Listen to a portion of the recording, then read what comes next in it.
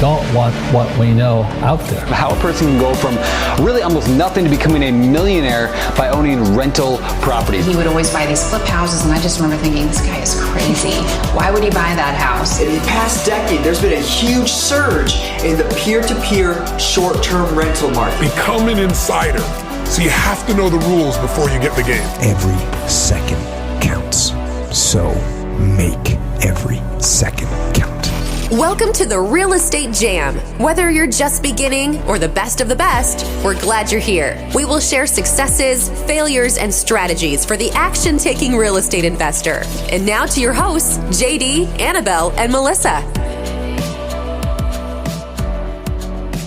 Welcome to the Real Estate Jam podcast. I'm JD, and I have my wonderful co-host, Melissa. And today we got an awesome show for you. If this is one of the shows that if you're worried about data management, list management, and how to tackle that challenge as a new real estate investor, this is definitely one that you want to pay attention to. On our show today, we have Zach Wooldridge, and he is a active duty military member, currently active duty military member. He's a real estate investor, a family man, and also the owner of Northwest Florida Cash Home Buyers, and also works right out of our market, and one of our friends. So, Zach, we appreciate you coming on the show today, and can't wait to share your knowledge with the rest of our audience. Yeah, absolutely. I appreciate you guys having me on the show. I will be honest, you broke my podcast virginity, so it's yours, guys. Oh, nice. This is my first podcast I've been on.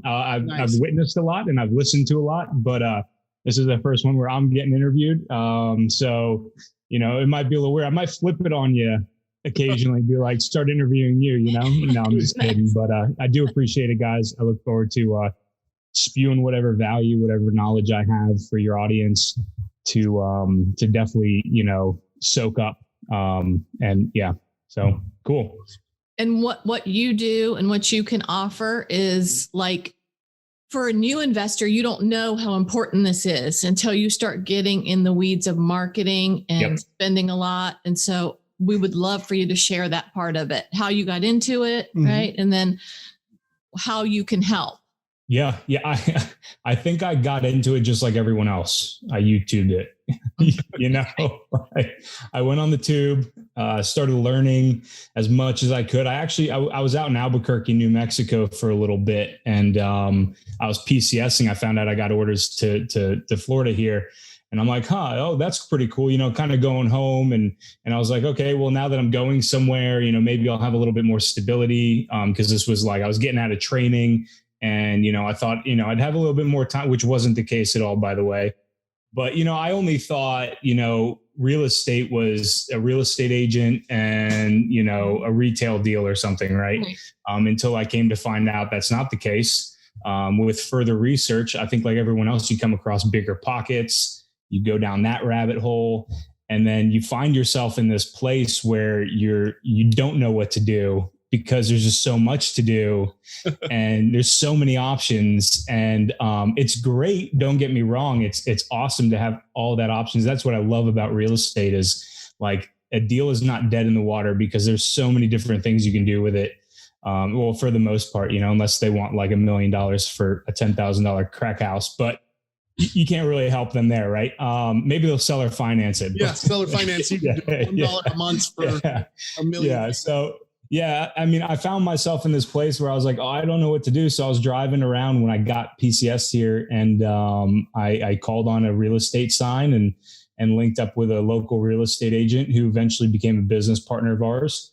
Long story short, we ended up flipping a few houses, failed two, was semi-successful on one, lost a lot of money, and burned up a friendship in the meantime, so that didn't work out well. We still don't talk, but that's okay. Yeah. So I don't know if they might listen to this podcast. So, but anyway, so we kind of moved on, and in that process, I was like, oh, cool. I was buying deals from wholesalers that were getting these deals, flipping them with no risk and little money, and getting out. And I'm sitting there, drowning pretty much, the water over my head, like, oh my gosh, how am I going to flip this property? Don't get me wrong. It's exciting. Right. But, it gets overwhelming sometimes. So, long story short, I found myself to wholesale. And now that I got the business kind of established more, and I'm growing a team, we got a solid team of, it's my wife, a VA, one of a girl out of California, and then another military. So 4 or 5 of us. I get to kind of like be like, okay, what's next? Let me buy some rentals and maybe do some flips. And now that you have, it's a process. It's definitely a process. But I don't even remember your first question, to be honest, and how I got here. But yeah. Perfect. Well, the way we like to run it is have you introduce yourself to our audience, and then we usually go down the rabbit hole. And what we're super interested in sharing with our audience is the data management piece of it, and how you got involved with REISift, and part of the story I think is important. Yep, absolutely. Our struggle right now too. So yeah, absolutely. And it seems to be most people's struggle. Well, I guess this brings me to my point. The guy, Tyler Austin, who started REISift, who I'm working with now, is actually a wholesaler in our local area. And he sold me a few, I think it was 1 or 2 of his deals.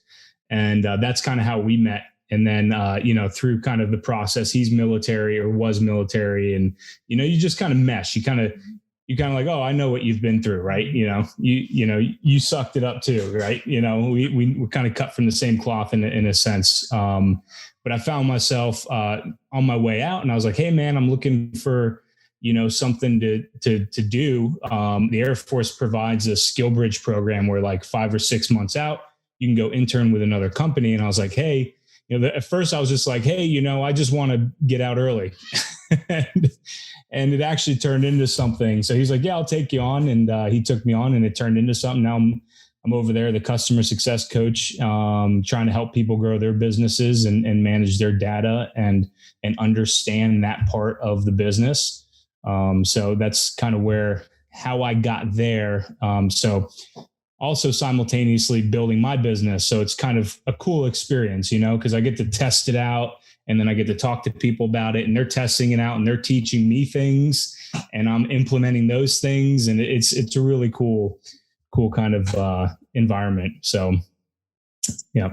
Yeah, that's awesome. Really cool. So are you doing that your whole, like your 40 hours doing that right now? You're still in that program? Yeah, so I'll get out of that program at the end of February, and I'll most likely pick up a salary gig with him. So I'll like go full time, paid on his team, helping build the business and the customer side of success side of things. I'll still have my business and building my business on the side. I wouldn't call it I guess you'd call it a 40-hour thing, but it's it's more or less 40 hours. It ends up being like, I don't know, 120 hours a week. Right. You know what you're saying. Like, yeah. I'm like doing that. And then, I'm working on my business, and then I'm not to bed till late. And, with kids, I got 3 kids and another on the way. So like the only time I get is if I wake up early and I go to bed late, like, those late hours or early hours are the only time I get to really kind of focus. But yeah, for the most part, that's been, more of a full-time per se.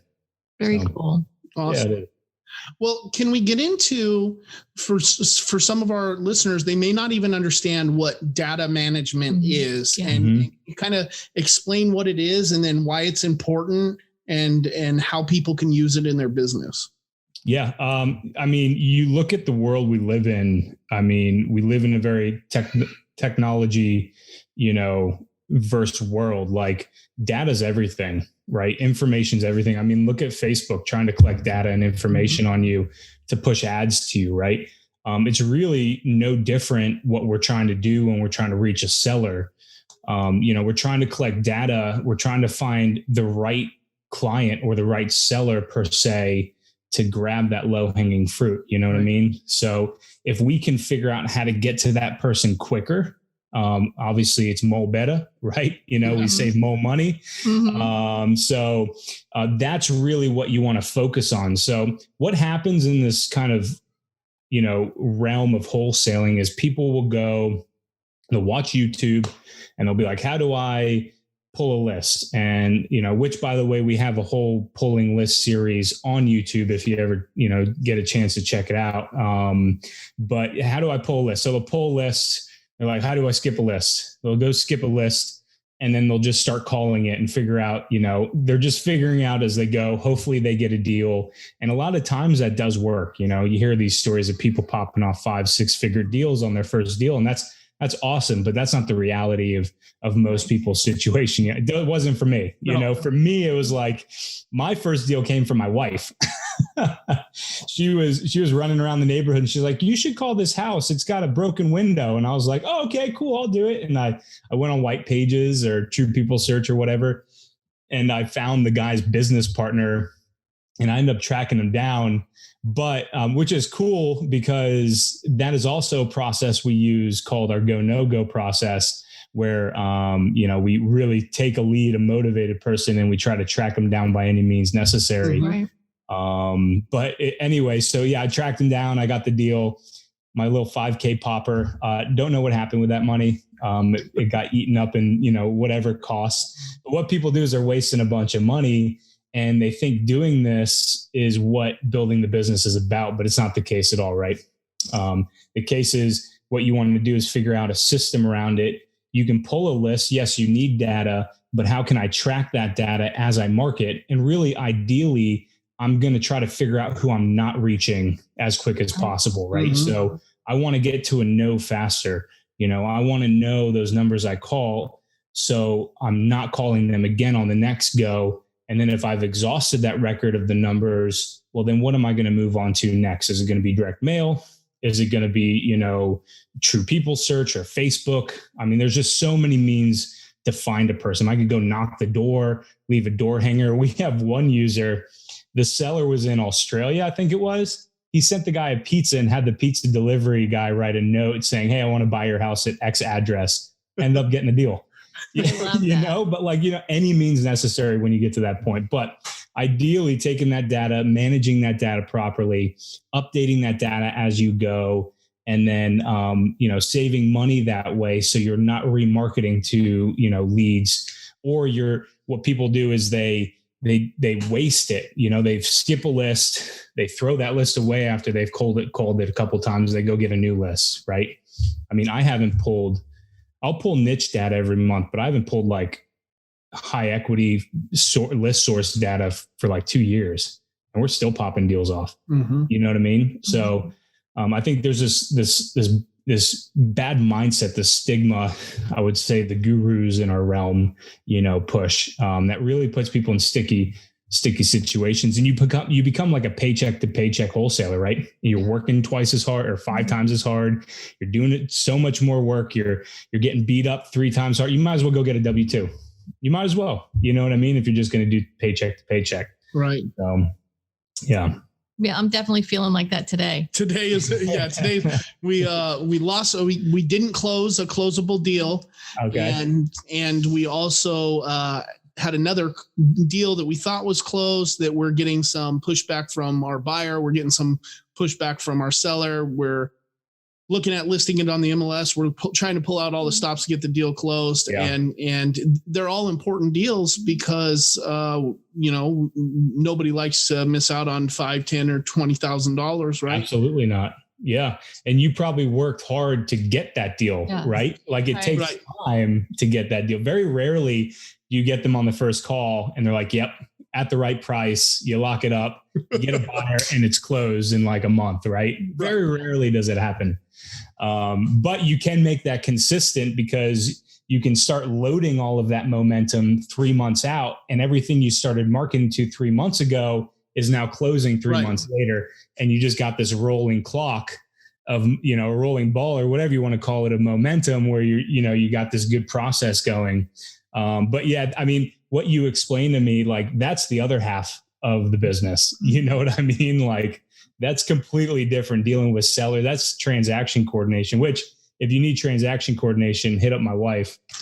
That's a shameless plug, but she's a transaction coordinator. So for us and other wholesalers too. But that's a whole different part of the equation right there, my friend. But we were talking today about, and I don't know how y'all do that, about what you do with the numbers that are bad. So, you're getting bad numbers. And so then what do you do with them so that it's not wasted money on getting them? Yeah. So you like bad phone numbers is okay. Yeah. Yeah. So tracking that properly. Right. And this is what we have. We have people that come in and they're like, hey, I want to use your skip tracing service. I'm like, okay, but we're not like just a skip tracing. We offer this service because it's convenient to skip trace your data internally, right? Not having to deal with CSV files and exporting and importing. And, there's a place for that. But so we offer the service. I'm like, look, you can't look at skip tracing. Like people try to shop it and businesses or companies try to say, we have a 96% hit rate. And like, okay, that's fine, but it's not a perfect process, right? Like, it's trying to compile data and pull previous history on people, and you're not always going to get a perfect number. But what I can do is I can take that information, and as I market to it, I can update those numbers, which in our platform, when you have your numbers, you can tag each individual number. And it's pretty cool. So you can do it and set it up so it's automatic. Mm-hmm. So basically it's integrated directly with, like, we use Call Tools. We got a good relationship with them. But we directly set up connectors. So as you're calling and the agent hits a disposition, like say wrong number, it'll tag that number, wrong number. Then when you go to pull another campaign and that prospect ends up on that campaign, you can exclude the wrong numbers in that prospect. So you're only hitting the numbers you haven't hit yet. So that's why we say we're trying to get who we haven't hit yet, right? Like we're trying to get to the people we haven't talked to, or trying to get out of the way the wrong numbers, right? Yeah. Because like you said, like that's probably the most frustrating part for people is how do I track that down to like the micro level? And that's, we really try to make it as easy as possible to do that. But it's building a process around that, training your people how to do that properly so you're not wasting money and you're figuring out who you're not hitting. Because it come to a point where like you let's take one prospect. You want to take this one prospect and you skip trace them. You get 3 numbers. You send it to another skip tracer. You get 3 more. Now you have 6 numbers, right? Now I've called through this prospect 3 times and 5 of those numbers ended up wrong number. I still have 1 number, right? So what am I going to do? But I've called through 3 times. They're clearly not answering on cold calling. Maybe I'll try texting it. Okay. So I'll try texting it a couple times. Say I do get an answer and it's a wrong number. Now that's what we consider an exhausted record. Now I'm going to take this record and I'm going to put it into what I call a go, no go process. And you know what a go, no go is, right, JD? Like kind of like military, like it's either a go or no go, right? Like you yes or no. Yeah, it happens. Like there's criteria that gets filled that happens or it doesn't. So we kind of, a lot of the lingo we use is from the military because we're just a bunch of, military jarheads just figuring out our lives. Right. But so we put into our go, no go process and we literally by any means possible, try to get some more numbers for this prospect. And then if I can't, well, maybe I'm going to put it on a direct mail campaign. Okay. I'll throw it in my direct mail campaign and maybe this person's going to answer on mail pieces. I don't know. Or maybe they're on Facebook all day and I'm going to find them and message them. You know what I mean? Like I'm going to figure out how to get to this prospect, especially if this person is on, say 3 different lists. It's a vacant property. They're out of state owners. I've even driven by this property and found out this property is, just a total mess.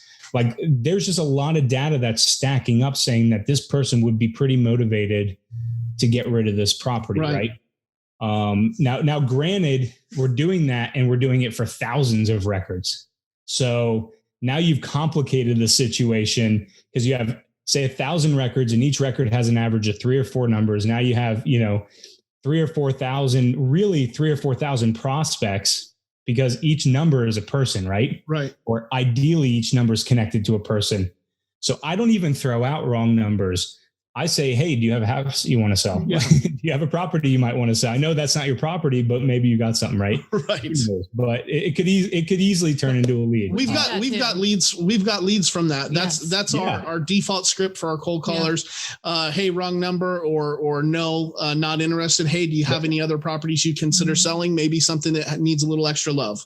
Yeah, absolutely. Every single time. And we've gotten a lot of deals, or not deal. I wouldn't say we got a lot of deals. We've got a lot of leads and some deals from that. Yes. And, that's free marketing almost. Absolutely. Free marketing. You're spending the money. You might as well try. You know what I mean? Yeah. I love it. Yeah, that's great. And everyone should be doing that. Yeah. It just gets complicated when you have thousands of people and thousands of properties and thousands of numbers, and you're trying to manage it all properly and saving you the most money possible. Right. So that's really where the platform excels in. It's a tool that helps you manage that data. And then on top of that tool, we teach and educate how to properly market. So it's a really cool thing that nobody else in this industry is doing. A lot of people compare us to batch leads, and I'm not banging on batch leads at all. Even though they did target us in an SEO or PPC search, which was hilarious. I like that. Yeah. That's guerrilla marketing right there. Dude, they're like, see why people are leaving REISift when you searched REISift for batch leads. And I'm like, ooh, that's low, man. Wow. That's funny. You know what's funny is people saw that, they came to us and we're like, actually, I came to you because of that ad. I was like, oh, okay. So it's really cool, but so that it's really where we excel. I couldn't even say we're like, there's a lot of list stackers is what they call it in the industry, and there's a lot of people selling white label products. And I'm not hating on everyone. Everyone's trying to build a business and make money, and that's great. That's awesome. But a lot of people don't go and give the actual value that people need. They're just trying to make a buck. So what we really do is we give a lot more value than we expect in return, which, I mean, if you take any of our challenges that we have, it's $99 for an all lead gen challenge, and you're going to learn everything you need to know about marketing. So it really is. We actually got recommended to go through that, even because like I said, in our last mastermind in Miami, they were talking about it. And the guys there said, hey, even if you're not, going to use the platform, there's some really good challenges, really good courses. 100%. And so Melissa and I talked about it. I'm going to be going through, I don't remember which one it is, but the 14-day challenge or something. Yeah. We got to find it. We found an old link. Yeah. So the 14-day challenge is our auto lead gen challenge. I don't know if you want to include these links in your podcast when you guys. Yeah, absolutely. If you please. Yeah. Yeah. And then I can also give you guys my affiliate link as well, if you guys want to use that, if you decide to sign up. Please. Yeah, that'd be great. You'd help me out. No, I'm just kidding. Absolutely. I definitely recommend it. You don't need the REISift platform to go through it. Because what we do is we break down, Tyler really breaks down the beginning of a business mindset, how you should be looking at your time that you spend. So it's also growing you as a person. You're becoming a better person because the first week is really focused on that. What are you doing? How are you doing it? Then you break down your budget. What are you spending? How should you consider spending that money? And then the second week, you're going to roll into okay, now we're going to choose what we call choose our evil, so choose our marketing channel. And then, why are we choosing it? How do we manage that data? So it's really cool. And a lot of people have had eye-opening experiences because of it, which is awesome to see. And it's awesome to see people realizing how important it is to manage it. Because you look at any other company in any other industry, and this is what they do. This is how they manage. They literally, when you walk into Walmart and buy something, or you go search them online, you become a data point, right? And then they're managing that data point to market to you. You know what I mean? So we need to start thinking like these companies in order to survive, because what's going to happen eventually is probably the real estate market's going to crash at some point. And I don't have a, genie ball or a direct connection with God or anything to where he's telling me stuff. Right. But you see the cues. Yeah. Mm-hmm. So what the really important thing is, you want to make sure you have your systems and processes in place and tightened up. So when that does happen, you can reevaluate at that point and be like, okay, how do I need to switch my tactics? So you're not just blown to pieces. You can like recoup, come together and figure out what your next move is. Right. But you have those things in place and a solid foundation for that. So it's bound to correct. I don't know. You might have people who are better at, judging the market on your channel. And if they are, let me know. I'd really love to know that, Everybody knows that eventually a pullback will happen, but nobody knows when it's coming. Exactly. Exactly. It's just like GameStop stock, right? Like you don't know when it's going to go to the moon, but it's going to happen, I'm sure, right? Yeah. Yeah. Keep buying. If you're getting stock tips from your stoner friends from high school, you probably shouldn't be buying. I only listen to Reddit, bro. Okay. Yeah. Well, I mean, that's where I get my real estate advice too. Yeah. Broken clock's right twice a day. Yeah. There you go. That's awesome. But yeah. So like really having that solid foundation, and it really starts with your data, your management, your marketing, your budgeting, making sure your team's set up and you have the processes in place, automating those processes. Because ideally as business owners, we want to get out of our business, right? We want to start either one, you're going to want to start really looking at the vision of your business. Like, where am I going? How am I steering? I can't be in the engine room and steer the ship at the same time, right? So I need to teach somebody how to be the mechanic in the engine room so I can steer the ship. So I can have that big vision, or that can become a vehicle and you can go and do something that you're really passionate about. If it isn't real estate, I love real estate, don't get me wrong, but I don't think it's my calling, in other words, right? I think it's a great vehicle, an investment vehicle. It's going to provide for my family and let us give and do more. But it's not the end all be all. So I don't want to create another job. And I think everyone should start thinking like that, Yeah, that's good. I like that. Absolutely. Mm-hmm. I do. You don't happen to have those links off the top of your head that you could mention in the podcast? Like the auto lead gen links and stuff, or to the challenges, to any of that stuff, where people can find out more about you, maybe where they could reach out to you. If they wanted to learn more about this kind of stuff. Yeah, absolutely. So I'm on Instagram, I'm on Facebook, I'm on LinkedIn, I'm on Twitter, but I don't really use it that much. I'm even on Reddit, but if you want to check out the challenges, REISift.io. So REI, so like real estate investing, SIFT, SIFT.io. Under the resources tab on the website, there's challenges and you can sign up for that. It's a rolling challenge now. So we used to do it like every month, but now it's just a rolling challenge. You get 30 days access to the material that you get time to go through. And then if you want, you can upgrade to the Go No Go challenge, which is digging in more about like deep prospecting leads, which is really cool because we have users that just do that process. Like that becomes their marketing channel, and they really take their data and they dig into it and figure out motivation and insight into their data right away. And they're just focusing on, say, like 20 prospects. Right. But we have dudes doing 6 figures just doing that and spending less than $500. So like where else can you make that kind of return, right? Definitely not the stock market, Right. So Bitcoin. Unless you jumped in on GameStop early, but most of us didn't. So, now we got to build a business and we got to learn the process. So you can check that out there. I'm on Instagram. So Zach Thomas Original is my Instagram handle. And then Zach Wooldridge is both LinkedIn and Facebook. And then, feel free, if anyone wants to reach out to me, I'm an open book, if I don't answer right away, forgive me. I'm probably doing something else or busy or trying to wipe some butts. I'll get to you eventually. Right. Yeah. Thank you. Leave a message. I'll get to you eventually. Yeah, absolutely. Zach, super approachable. And I'm sure that you're going to be able to provide a bunch of value if somebody does reach out. So absolutely make sure you guys are doing that. Thank you for giving us some of your time. Yeah, sure. We appreciate it. Absolutely. Yeah. I really appreciate you guys having me on the podcast.